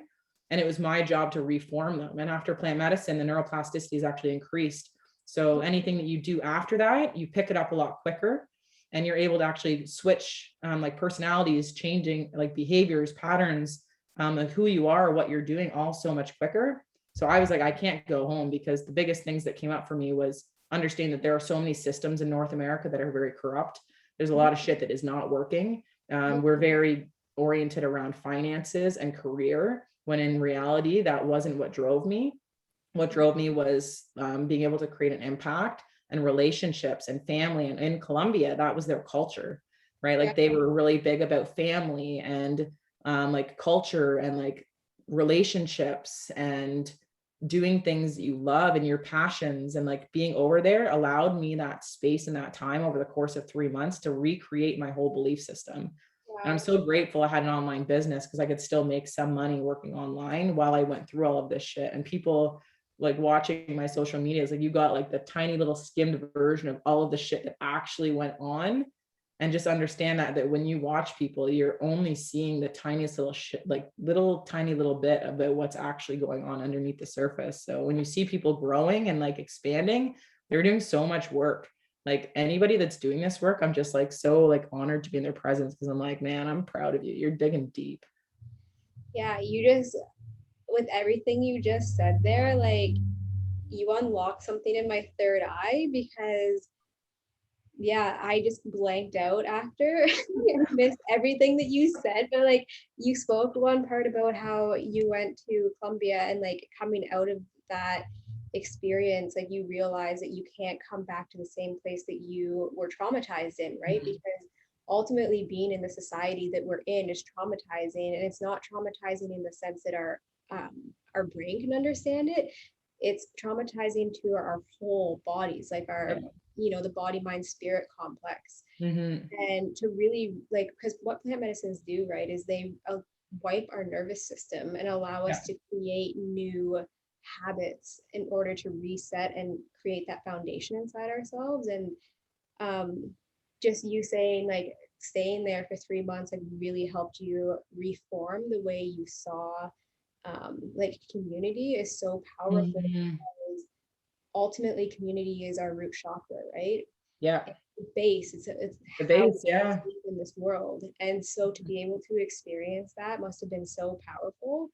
And yeah, it just unlocked, it was just like, I honestly, when you were talking, just like Yeah. and I missed the rest of the things you were saying. Yeah, it's crazy. I love how you mentioned too about like the our nervous system too. And our nervous system over here is so overstimulated. People don't understand that with this society, we're so busy, constantly on the go that our nervous systems are just shot. And our physical bodies are not able to actually do what they're meant to do, which is why there's so much like disease within our bodies and disease that we're manifesting within ourselves. And yeah, being over there, like I really tapped in. I did a lot of energy healing while I was over there. I had a guy that I went to, and he did like chakra work and stuff like that. And it was incredible, like all of the work that he did. And that was really when I first started tapping into the more visions and stuff within me. I remember being in my one of the sessions with him when he would like muscle test and do some stuff, and then he would go through your chakras and rebalance them, and then you would go into a meditation. He would put acupuncture needles on you and then connect the little electrodes so they would pulse, and he would put them in different places, and like he'd like put them on the top of your head and like wherever it was on the body based on his assessments of what he did. And I remember being in that meditation, just having my eyes closed and that, and I literally was in a cave. And I was like, whoa, this was me sober. I'm like, I'm literally in when I had my eyes closed, I was in a cave and I saw a fire. And I asked him about that afterwards, because it was the very first time that I've actually connected. And one big thing with plant medicine as well is that it decalcifies your pineal gland. And your pineal gland, maybe Sophia, you can talk a little bit more about this, because I feel like you have more knowledge on that than I do. But yeah, maybe you can just talk about the pineal gland. Yeah. So I kind of touched earlier on the amygdala, and the amygdala controls your fight or flight response, right? And that's your masculine energies. And to complement that, we need something that is more of a like calm energy, right? Which is your feminine, which is the pineal gland, and that kind of holds the seat of your soul. It's who you are from a universal perspective, and it's the ability to see yourself through the eyes of love clearly. And if that's not working, there's this disconnection to self. So the inability to feel like you know yourself, because you literally can not connect to yourself. Mm-hmm. So it's so important to be able to like decalcify that, because that's where disease comes into the body, right? Is when the amygdala and the pineal gland aren't functioning in a balanced manner inside the brain in order to create like a good environment. Mm-hmm. Yeah, that's huge. And there's lots of things in our society that calcify our pineal gland.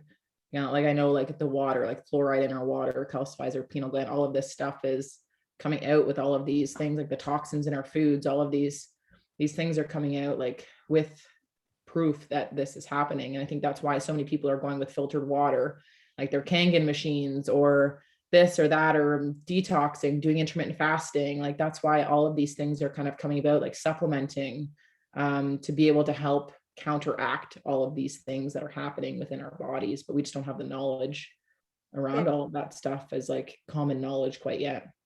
Yeah, and it's like it's cool because we're getting there. Like I see so many powerful light worker friends like you, and then I have a friend who started an amazing like kombucha business, which was based around the fact that society puts so much pressure on us to drink, right? And we always get questioned when we're out, why aren't you drinking? And she was kind of tired of that, so she created a kombucha line that complemented like, or that basically mimicked cocktails. So it's like mock kombucha, right? And that also helps clear the gut, and the gut is connected to your amygdala, which is your masculine, and your root chakra, blah, blah, blah, mental health, right? So there's so many beautiful people out there that are like getting into this stuff and creating products to help people heal. And I'm just so thankful to like literally know the people that are doing this and to be a part of it. Yeah, it's so cool. That's what I love. Like, it's like we get to see all of the people creating all this change, whereas most people, they don't get to hear that side. So I just love being able to share these kind of stories with everybody. And so for that like experience that I had where I was like in the cave, I came out and I talked to him about it, and he said like, did you feel safe in the cave? Like, was there a way out? And I was like, yeah, I felt safe. And what he said to me was that there's an area of my life that I'm feeling trapped in right now, but because I felt safe in there, like I was close to getting out of that situation and like breaking through. And I knew that it had to do with my confidence in my inner child, because after my ayahuasca experience, that was a huge thing that I went through. And so then going through that, I was like, okay, that's cool. And that was one of the first things that really helped me to tap into understanding that visions that we see, as well as dreams, always have messages within them. And that's where I started like understanding more about that, because there's so many ways that we can receive messages, but most of us don't think that they're anything, like, so we just ignore them. And then so I had an opportunity to go do Bufo. Well, I did Jopo first, which is another form of DMT. I kind of went hard, guys. You'll know this about me. Like when I choose to do something, like I don't fuck around. Aries energy. The Aries are like literally like, I want that. People are like, but don't you? No. No. Not when my mind's made up, it's like a done deal. So when I share stuff, it's like done deal. So I ended up doing that. And I remember going to that ceremony. We were driving up the mountain to go. I was terrified at this point because I'm like, after my experience with ayahuasca, it was only like a few months prior. And I was like, oh, what am I doing? But I felt the call. I knew I had to do it. That's the thing with me. I don't like, there's no logic to what I do. Even when I travel and stuff, people are like, why do you go there? I'm like, I don't know. Because I fucking felt like it. Because I want to. Yeah, like there was nothing logical about me going anywhere or doing any of this stuff. It's just I'm being guided, and I understand that now.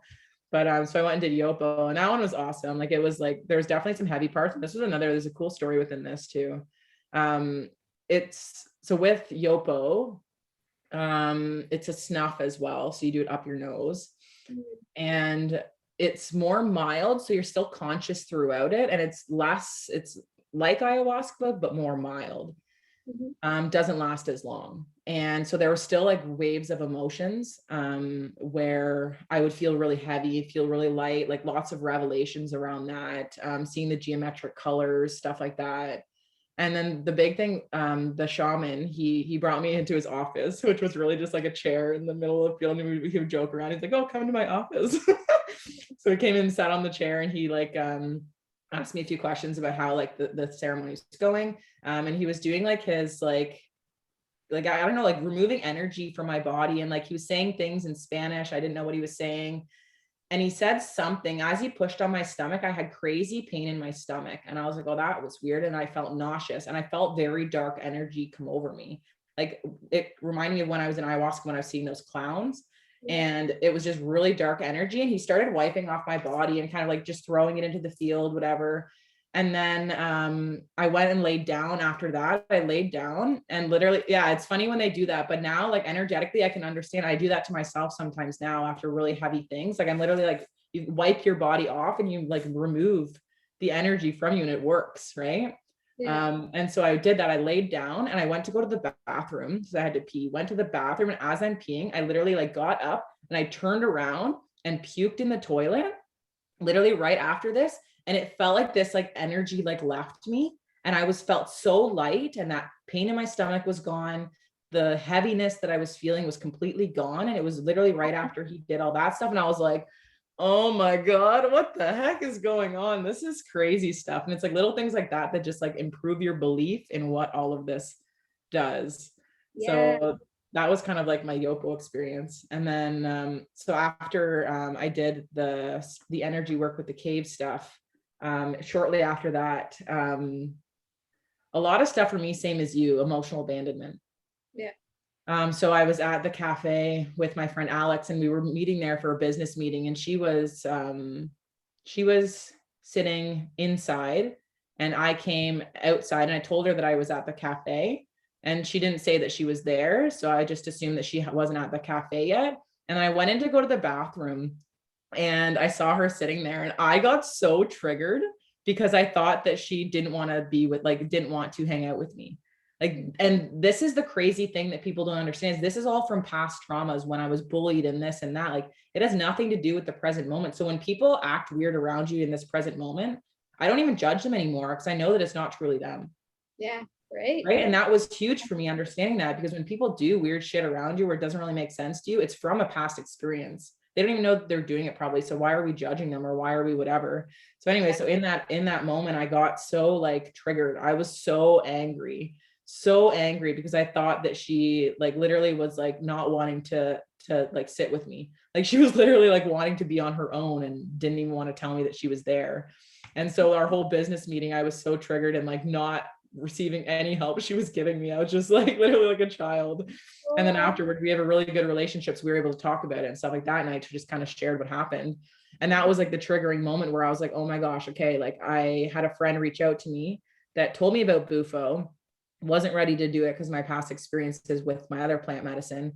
But the thing is, they say plant medicine calls you and you'll know when it's your time to do it. And that was my thing. My friend had just reached out the night before that there was the shaman who was from Mexico, was coming to Colombia and was going to be there running a ceremony. And I was like, okay, like I told him I'd think about it. And then this experience happened with Alex at the cafe. And that was my like moment. I was like, fuck, I need to do this. Like I just feel this call. So I texted my energy worker and I said, like, do you feel like this would be something that would help me break through this? What do you want to say?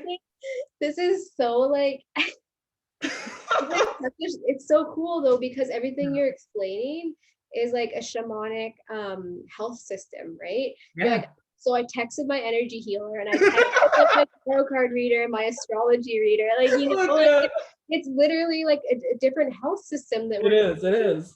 I just wanted to mention that. That was I was actually just listening to something yesterday and they were saying the difference between like the old healthcare system, the new healthcare system is when somebody feels ill or feels sick, they would text their astrologer instead of the doctor. And it's so true. Text? I don't think they text back then. No, I mean like now, like imagine that if when people are actually feeling ill, they message their astrologer instead. People are gonna text their shamans and stuff like that. Like seriously. I love that we're moving into this. But yes, continue your story. Yeah, so I texted him. He was like, yeah, I think this would be great. And then like, so I talked to my friend. He's like, I'm really surprised that he said that, because like for like him to like give you permission to do Bufo, which is like, it's plant medicine. It's something that's unpredictable, and Bufo is like MEO5 DMT. It's the strongest DMT that you can possibly do. And I'm just like, yeah, let's do it. And so many people have so much fear around it, but for me, I don't know, I just felt this calling. I knew that whatever was going to happen in that ceremony was going to help me massively. And so I ended up going and doing it. And when I did it, it was like, it's from a frog. Bufo is from a frog. So they extract like the jelly from when it's stressed. And then they take the jelly and then you smoke the jelly, which sounds like super crazy. Wait, what was this one? Bufo. Okay, and that's different than Kambo, but that's so weird. Yeah, so the different frogs. Kambo is a detox. So I did Kambo before you do Bufo. So before any plant medicine ceremony, you'll do like a detox and you'll eat very clean because your body has to be pure to be able to actually like connect with the medicine. So Kambo is from a frog. I think it's a giant monkey tree frog. Okay. And same thing, they take the jelly, but with that one, you burn like little holes in your skin, and then they put the jelly on it. And depending where the holes are, depends on where your meridians are, what your intention is, goes with your chakra system. So it's very intentional with where they put the dots. And what it is it's a detox. So it will temporarily basically like poison you so that your immune system can get fired up and actually fight all of the different things that are going on within your body that are preventing you from being healthy. So it's just a really powerful way of detoxing, and you'll purge and feel really hot and feverish, but it doesn't last very long. So that's Kambo. So I did that before I did Bufo. And then, so yeah. And then, so with Bufo, with my experience with that, sorry, what were you gonna say, Sophia? you notice a difference? Like, because I know different plant medicines work with in different areas of the body, right? Like, did you notice a difference between where the two, like Kambo versus Bufo worked? Like, did you feel settled more in your like physical body for one and more in your mental body for other? Or like, was it just like, Yeah, that's a good question. I think for ayahuasca, it's a lot of internal work on yourself. It's very internal, whereas Bufo was very expanding. It was very like outward. And so when I did my first ceremony, basically like you do like a really slow inhale on the pipe, and like I was like coughing or whatever. And like as I'm doing it, like she'd be like, hey, like more. And then you would just go. And then like I started like literally like things just kind of started like getting weird. And like literally her face, like it went almost like I was in ancient times. And then with Bufo, you go completely like out of it. Like you're like completely gone. It's about 15 minutes and then you start coming back. And as it starts wearing off, then you'll come back yeah, completely out cold, like literally. And so as I came out of that one, I remember just being all white. So a lot of people can have different like things. Sometimes you won't remember anything. I remember just being all white. And I remember coming out of it and like I was so grateful for life. I felt so much love inside of my body. And like we were in the mountains, there's birds, there's trees. I had my friends there that were also doing the ceremony with me, like they were a part of it. And I remember coming out of it and I had such a massive, like it was connected oneness between me, between them, between the nature, between the planet, between everything. It was just like this huge sense of oneness. And I was like, oh my gosh, this is like so incredible. And I remember sitting there cross-legged and I was bawling my eyes out because everything was just so perfect. And I understood that all of it was so like systematically put together where all of these ecosystems work so perfectly together for it to all function as one. And it was just incredible. And I was sitting there, my shoulders hunched, and I was like literally like crying. And like this voice came in my head that just said, sit up straight and be more confident and like receive the love. And I remember sitting up and like straighten my shoulders up. And it was literally like another one of those light switches went on. And it was like, oh my gosh, it was like another level of confidence of who I was and what I had to offer, understanding that I am a part of this ecosystem, that I have something to be able to offer to the world with this. And I remember I was just like bawling my eyes out. Like I gave all my friends hugs and I was just so grateful for them. so And then it was just like insane. That sounds like an incredible experience. Yeah. Yeah. And then knowing me, like, I'm like, yeah, that was great. Let's do it again next weekend. Oh, right. That's how I So felt. I went back and did it again. I realized like after, I'm like, no, you definitely need time. I definitely didn't. I went right back. And Yeah. even that week, like I felt so good. Like it was like I was literally like seeing the world through a different lens. But my second time around, I will share a little bit about this. I know this is getting a little long, but you guys can totally split this up and have however many episodes you want, because this is awesome. You guys asked, so we're giving it to you. But yeah, so then in the second one, it was completely different situation. And I shared about this in an Instagram post recently where I felt so alone and so numb and disconnected. I was outside of my body and I literally like I couldn't even feel my body. At one point, like it felt like I wasn't breathing and it felt really like positive and loving and whatever. And that was great. But then as I came out of it, I literally was so numb to my body. I saw like my friends, whatever, sitting there talking. I wanted nothing to do with them. I like literally was so like, it was just that really dark, lonely feeling. And that's like was the hugest thing that kind of came out of that. And I remember coming out of that ceremony and I asked the shaman, I'm like, was so confused coming out of that ceremony. Cause I'm like, why are humans here? We're freaking killing the planet. We're hurting people. Like there's all of this pain. Like we're hurting people by acting through this fear and acting through this pain. I'm like, why, if everything is so perfect, did they put humans here when we're just freaking destroying all of it? And she was like, well, there's no dissociation between humans and between all of it.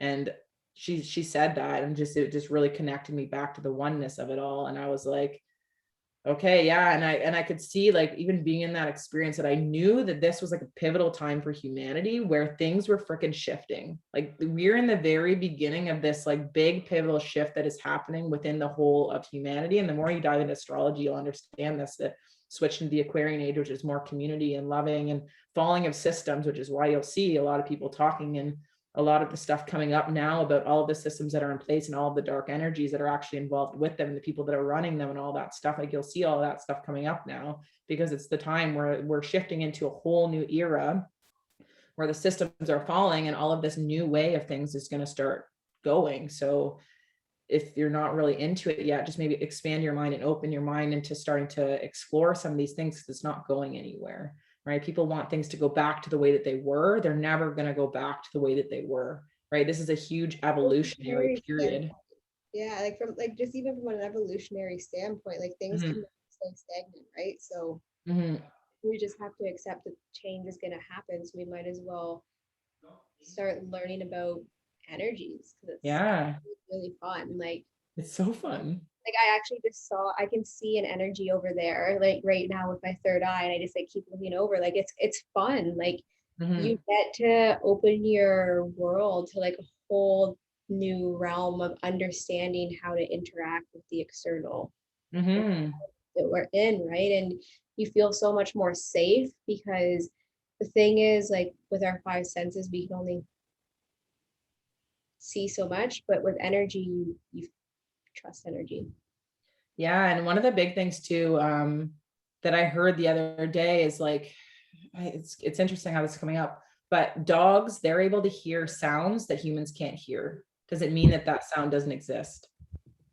No, it's just that we haven't accessed how to hear it. It's the exact same thing with our sight and all of these things. There's so many things within the human realm that we just haven't accessed yet. Doesn't mean that it's not real. Yeah. No, right? It's crazy. And like when you think about it like that, like dogs, like they hear things that we don't hear. It doesn't mean that it's not there. No, like it's the exact same thing. And there's nothing to be afraid of when it comes to the unknown, and really trusting that it's not like you're just going to go one day from like literally being who you are to now freaking like something like totally different. Like it's a slow progression, because you're never going to get something that you can't handle, right? Yeah. Like it's a slow progression of the rise in consciousness of what's going on. So it's like there's nothing to be afraid of with this process either. Like it's fun. And yeah, it's super fun, and it's really liberating too, right? But it's also something that we're here to go through regardless of whether we want to or not. Yeah, exactly. If you resist it, it's going to be harder, right? If you just flow with it and allow the changes, no matter how much they make you cry, no matter how much they feel like they're against you, just allowing them to come in is so much easier than attaching to stuff. Yeah. It's like, you know what? You just feel liberated. You're like, what's here is here, and what's gone is gone. And we just have to accept it. But yeah, living in the world and energies too, like you just feel yourself. Like you can go out in public, and like you don't realize how much just being out in public and other people talking to you, not even like to harm you by any means, but that even them sharing their stories and that dark dense energy, like we don't realize how much that actually has an impact on us, right? And just learning how to put that energetic shell on and have that firm foundation of knowing who you are is like a whole different experience to like go over. Yeah, it's all coming back. We're all coming back home. That's it's really what we're doing throughout this whole process. Yeah, it's actually, and it's really funny too, because like if you talk to people, like everybody's going through some sort of shift in their life, whether it's they're changing jobs, they've broken up in a relationship, maybe they're struggling with finances. There's something in everybody's life that's kind of like a big like blah for them. And that is the Great Awakening, right? Because the only way to change is to be shifted, is to forced to be shifted, right? If you weren't looking at yourself before, now you have to. Yeah, and it's crazy because all of these things have always been going on, where we've always had all of these situations going on within our own personal lives, but we've wore those masks where everything looks perfect and then it's all like all dandy and all these things, because we've never just opened up and talked about it. Yeah, now it's like the masks are off and people are actually opening up and sharing, and it's like with the stuff that happens when we can actually do that, it's so impactful, and like you learn so much, and you start coming from this place of acceptance and love for yourself and other people, which is what this is all about, right? the reason why Sophia and I came on here to share all of this craziness in our own personal lives was so that you could now find a sense of peace and understanding with what you have personally gone through. So stop undervaluing your story, right? Stop undervaluing what you've been through. It's okay if you've been through it. One of the things that I love hearing is what is it? It's okay if you're fucked up, but it's not okay if you stay fucked up. Right? Because it's not our fault that we're fucked up, but it's our fault if we stay fucked up. That's what it is. Because now there's tools for us to get unfucked up. So we can actually like come to this place of acceptance and love for ourselves. And that's truly what it's all about. It's not about other people. It's about us finding home within ourselves. And as we do that, we then are able to show up more for our family, our friends, our loved ones. But we can't show up for people outside of ourselves until we show up for ourselves inside of ourselves. Exactly. And like when you get to start knowing yourself like more and more, like you become more in touch with your subtle bodies, right? So you know more, like you know intuitively when you're not full and when you're not able to give and when you need like you start to like learn like almost as if it's going to the bathroom how to fill your cup, right? And so you just have to be patient with yourself while you unlearn so you can relearn, because really what you're doing is you're resetting your whole nervous system, right? Like at a physical level, you're telling your body that everything that you've learned isn't the truth. So you can relearn your external reality from a place of unattachment to the experience you've had. So you can tell yourself a different story. And that's going to help propel you on your life path forward, right? And that literally resets your nervous system. And I'm talking like on a physical level, so just be patient with yourself. It took me 30 years to get to where I am, and I'm just at the point where like I've just unlocked how to reset my nervous system, and now I'm working with Laura as a life coach to be able to like have somebody to speak to about this, right? Like we all need people to speak to. We all, it's about connection and community. Connection and community is huge. It's like, that's one thing I'm learning along my journey too, is to not be afraid to like reach out and to be vulnerable and like, just be patient. Yeah. And having that, like the people to be able to open up and share all this shit about, like, it's massive. So I'm grateful for you doing that. And even just to tap back into like how you shared from that pattern from your past about how literally that trauma from when you were young impacted your ability to have that connection. And there's so many people, like I know that happened for me huge with all the stuff that happened in my past, where I wouldn't allow people into my life. I wouldn't open up. I wouldn't feel vulnerable with other people because I had shame and I looked poorly upon myself. The amount of times that I would energetically self-harm myself without even knowing it. Now that I have the awareness around it, like, for example, literally a couple of weeks ago, I was, this is just a kind of weird, fucked up example of this. But once you have the awareness of the energies going on within your body, it's insane. But this stuff is going on whether you have awareness of it or not. I wanted to have pizza, and I tuned into the energy within my body, and literally the energy in my body was doing it out of self-harm. Like I was eating it because I knew that I would not feel good afterwards. And it was self-harm, which was such a dark energy. And I tuned into it and I was like, holy fuck, what is this from? And it was like, there was something small that happened in the day that I wasn't happy with about something that I did or something like this.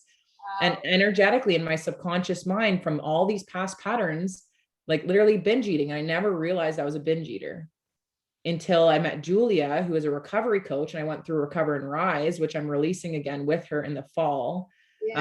Which is massive. I'm so excited to share more about that. But I realized that was what I was doing. And when I realized it, the cool thing about this is that when we can understand the underlying energies that are going on behind our actions, we don't necessarily have to change the actions, right? So I still had the pizza, but what I did was recognizing it and understanding it. I was able to have like a mini conversation with myself and soothe that inner part of myself and be able to enjoy that pizza because I fucking wanted to enjoy pizza.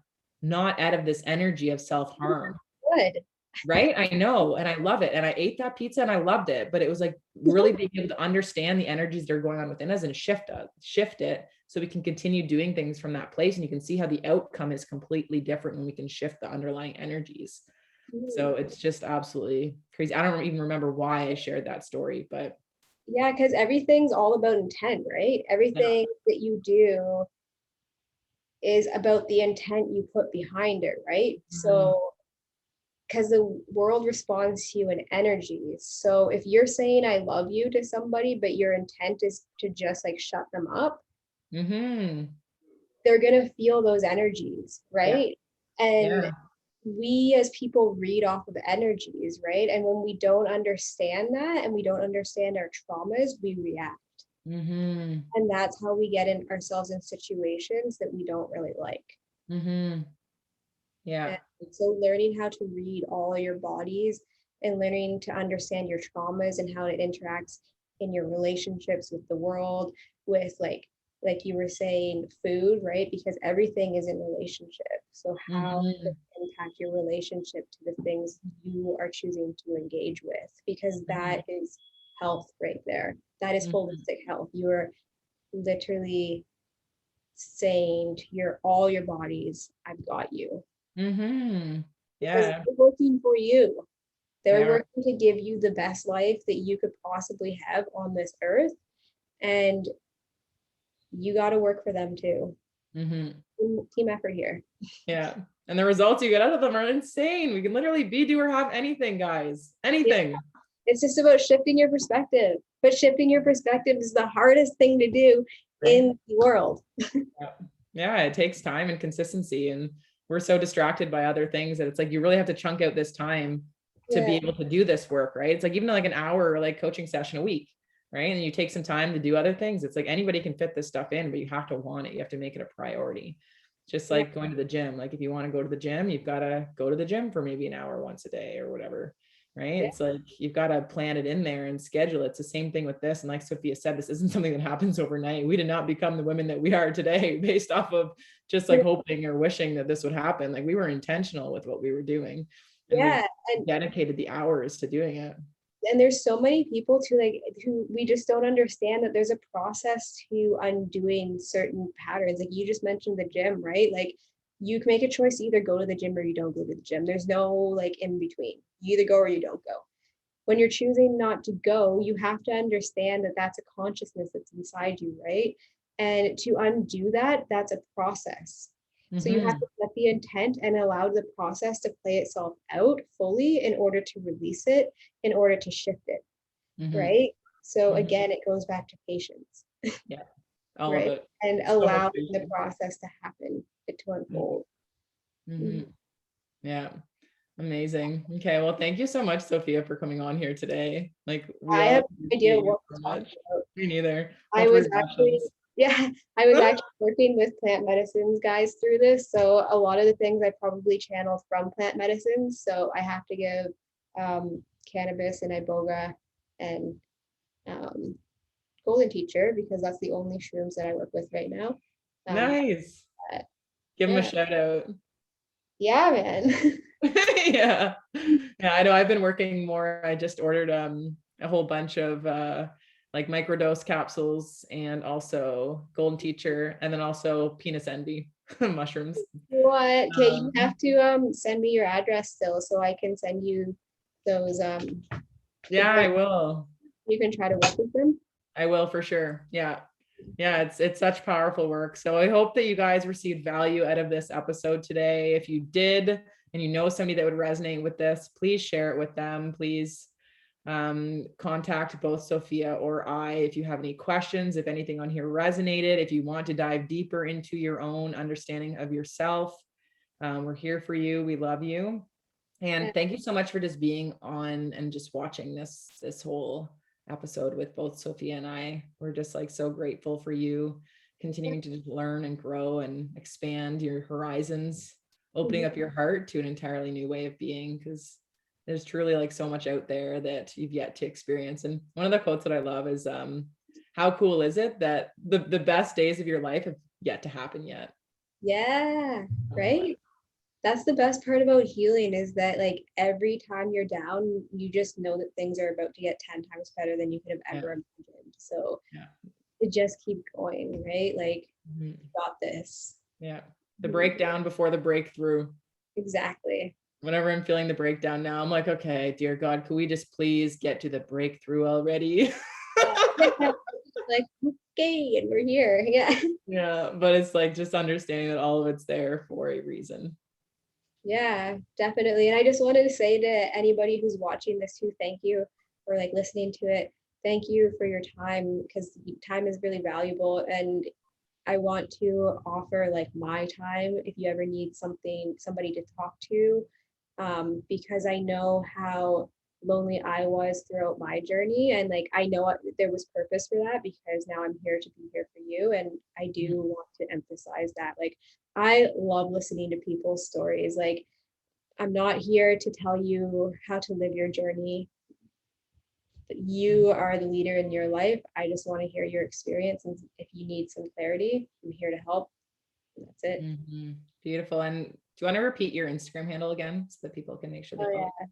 It's at Sophie Clark. It's SOFIE CLARK.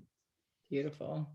Yeah. Amazing. Well, thank you so much again, Sophia, for like being vulnerable and opening up and sharing and really starting the flow of this conversation, because we had no clue what was going to pan out today. Yeah, you're gonna have to send me this so I hear myself talk. Oh God. Yeah. Yeah, we had no clue. This is off the cuff, like I was just chatting, shooting the shit. Yeah. So Oh wait, yeah.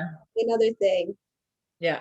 As a client of Laura, like, I can tell you right now, guys, if you ever need somebody to listen to you and to help you organize your life because you can't, she's your gal, man. Like, she came in and just completely like grounded me and helped me basically like see that the way I see the world is okay, and that it's safe to be down here and to go out and explore the world. So that's a gift that she gave me through her work. And so thank you for that. And I just wanted to give you a shout out for that. Oh, thanks, Sophia. You're the best. Yeah, I'm Yeah. super grateful that we had this opportunity. And shout out to Sarah for connecting the two of us. Yeah. It's been like a massive, massive blessing. Yeah. Well, thank you so much for being on here, Sophia. We all love you so much. And thank you so much to everybody who has watched this or listened to this episode. We Yeah. appreciate you. We're here for you and we see you for Thanks. all that you are. Bye. Bye, everybody.